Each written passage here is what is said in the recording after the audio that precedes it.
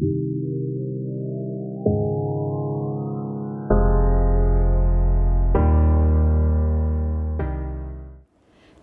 1: Super Secret Stuff.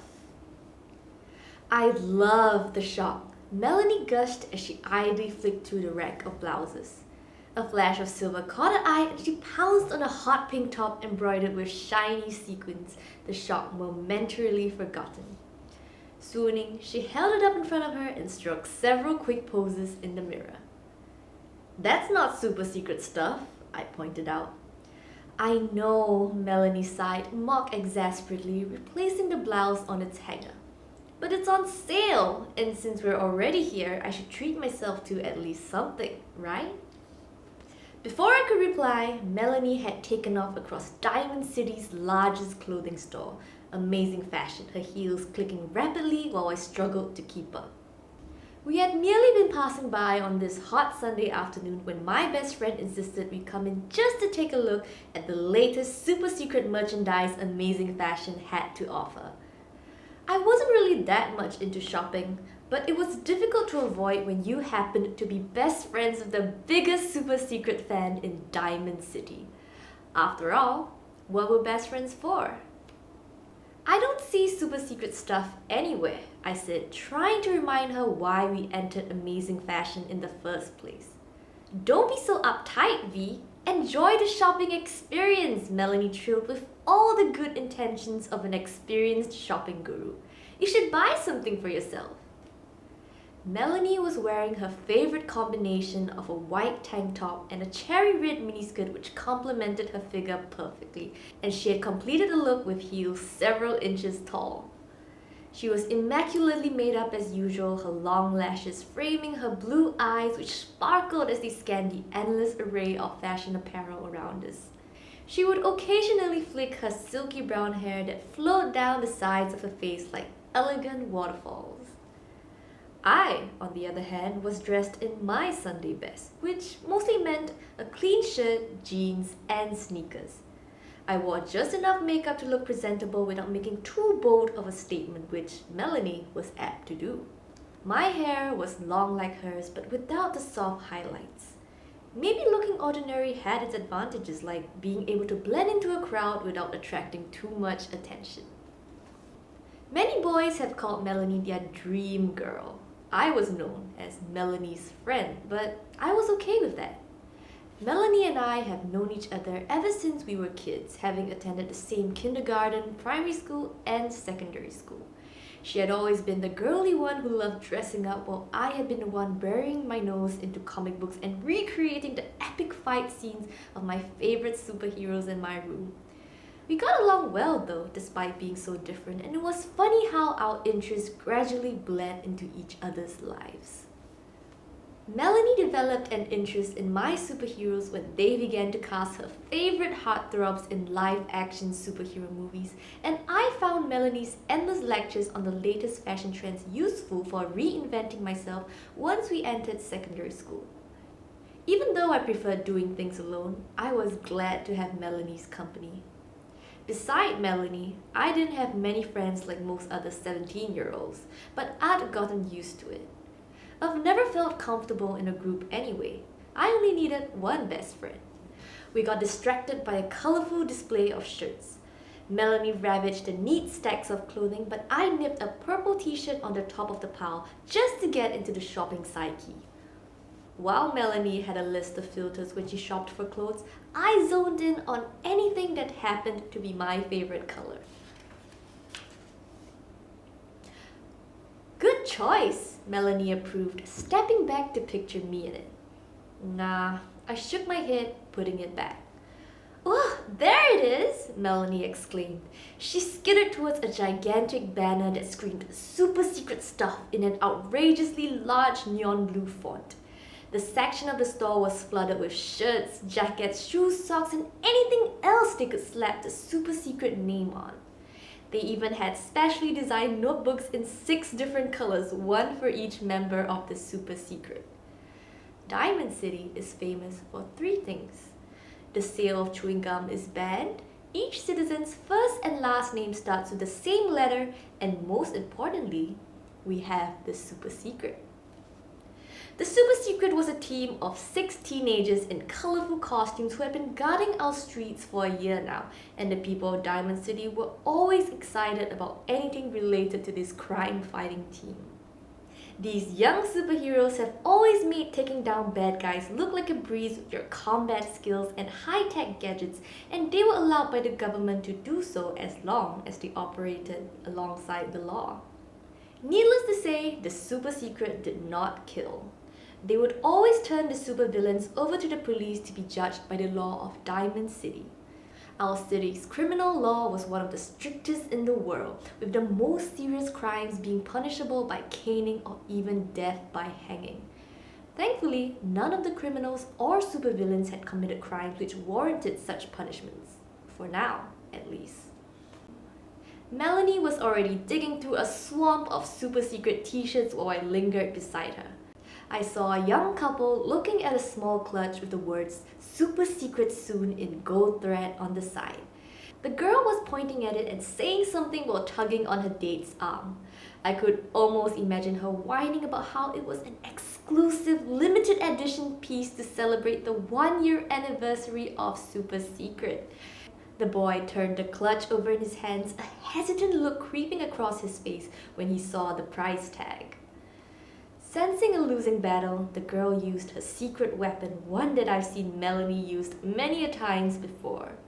She widened her heavily lidded eyes, gleaming with a thread of tears, and pouted. Sure enough, the boy hastened a smile and gave an assuring nod to his lover. I rolled my eyes but sighed inwardly at the happy ending as the girl squealed with joy and threw her arms around him. It was a lovely sight, and for a split second, I tried to imagine myself in the girl's shoes, but it was impossible. I couldn't imagine any boy offering me to buy a bubble tea, much less an expensive clutch. Besides, I was way too young to have a boyfriend now. "I found it!" Melanie exclaimed. She held up a hoodie that resembled the Shock's blue and orange costume, complete with the iconic diamond symbol across its chest. The Shock first appeared on the streets of Diamond City a little more than a year ago, fearlessly taking down criminals with his unique combat style which involved defending himself using the shiny arm bracelets along his forearms. Although he seemed to prioritize defense over offense, he knew how to throw a good punch to knock out the bad guys. He always handed the criminals over to the police with a wide smile and very quickly garnered the enthusiastic support of the people and the media, who regarded him as Diamond City's first superhero. Even President Diamond herself had expressed her admiration for the Shock, saying that Diamond City was a safer place because of him. The strange thing was, even though he didn't wear a mask, nobody could identify who the Shock really was. Melanie rotated the hoodie in the air, admiring it from every angle. "It's beautiful!" I eyed it, unimpressed. "It's just a sweater." "Hello, this is from the official Super Secret clothing line," Melanie emphasized. "And look, it's practically sold out. This is the only Shock hoodie left." I couldn't help stifling a grin as she tossed me her handbag in her excitement to try on the precious hoodie. She put it on with glee, pulling the zipper up all the way and putting the hood on so that she looked like a smaller, effeminate version of the Super Secret leader. "How do I look?" Melanie clenched her fist in a dramatic pose. "I can be the Shock's sidekick." I squinted. "Yeah, not so sure about that." "What do you think his real costume is made of?" she asked, fidgeting with the laces of the hoodie. "I don't know." "Maybe I'll meet him one day. That would be awesome. Do you think he'll go out with me?" I wasn't a stranger to Melanie's obsessive affection for the Shock, but sometimes it still scared me. Who was I to judge her though, when I was equally obsessed with the fictional superheroes in my comic books? "Every superhero has a love interest, right?" she sighed dreamily. "I could be his Lois Lane." "Sure," I laughed and rolled my eyes. A boy in a button-down shirt hovered close by and stared at Melanie steadily. He glanced in my direction for a second, but I turned away awkwardly, trying not to make any eye contact. His gaze fell back onto my friend, and it took me a beat to realize that he was actually scrutinizing the shock hoodie. "Excuse me, are you buying that?" he asked, pointing to the hoodie that Melanie had on. She didn't even bat an eyelid. "Of course I am," she replied at once. "I'll buy it off you right now for twice the price," the boy counter-offered, whipping out his wallet, one with the words "The Shock" on the front. "I'm sorry," Melanie smiled prettily, "but I really want this shock hoodie." The boy's gaze lingered on the hoodie a little longer before he sighed and walked away, defeated. "You're sure you want this?" I mused, feeling the material of the sleeve. "It's so overpriced." "Money's not a problem. I want this shock hoodie," Melanie declared determinedly. She shimmied out of the hoodie and relieved me of her handbag. "Come on, let's go pay for it before someone else sees." A sudden explosion of shattering glass interrupted Melanie's triumph. Shoppers shrieked in terror as a blurred bluish figure flew into the deep end of the store and smashed into a clothing display close to where we were, sending debris flying in all directions. I instinctively dropped to my knees and shielded my face as dust and chipped wood rained on me. A blaring alarm went off inside Amazing Fashion, swallowing the screams of panic as people stampeded towards the exit in a mad frenzy. As my hazy vision cleared from the falling debris, I realized in horror that Melanie was no longer next to me. I stood up quickly to get my bearings and was knocked left and right by scampering shoppers. A girl who looked to be about my age and build, but with thick glasses and a ponytail, bumped into me as she whizzed by, following the people out the chaotic store. "Melanie!" I cried, trying to be heard over the ear-piercing siren. She couldn't have gone far. A few wise guys were grabbing clothes off the shelves before dashing out of the store, and it took all I had to swallow the rising sense of injustice at the blatant theft and focus on finding Melanie. Store assistants were hurrying people towards the exit, shouting for them to move quickly. In the chaos, I saw a child drop his toy. He tried to retrieve it but was pulled away by his mother and was swept up by the stream of evacuating shoppers in the opposite direction. Something in me melted at the sight of the boy's agonized expression, and I dashed into the thick of the crowd to rescue the toy, a transforming toy car with bumper stickers peeling from age. I expertly dodged the oncoming human traffic, scooped the car up to safety, and managed to pass it back to him. His exhilarated smile of relief glowed with thanks as he bobbed along and disappeared into the sea of people.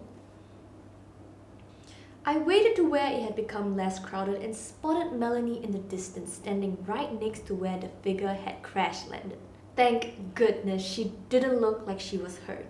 I hurried over to where she was, but it was only when the screeching siren came to a halt that I realized we were the only ones left in the store.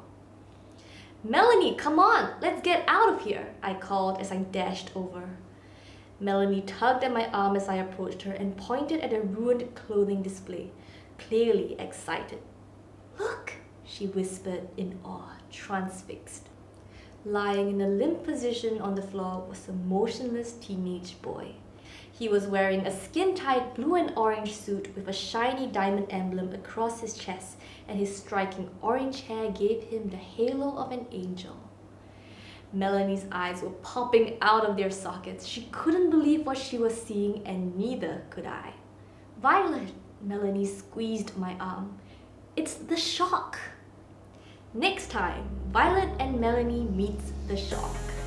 And that was chapter 1 of the super secret book by Tian. If you like the story, don't forget to subscribe for more read-along videos. Also, don't forget to follow the super secret book on Instagram, that's at the super secret book, for more exclusive content and updates.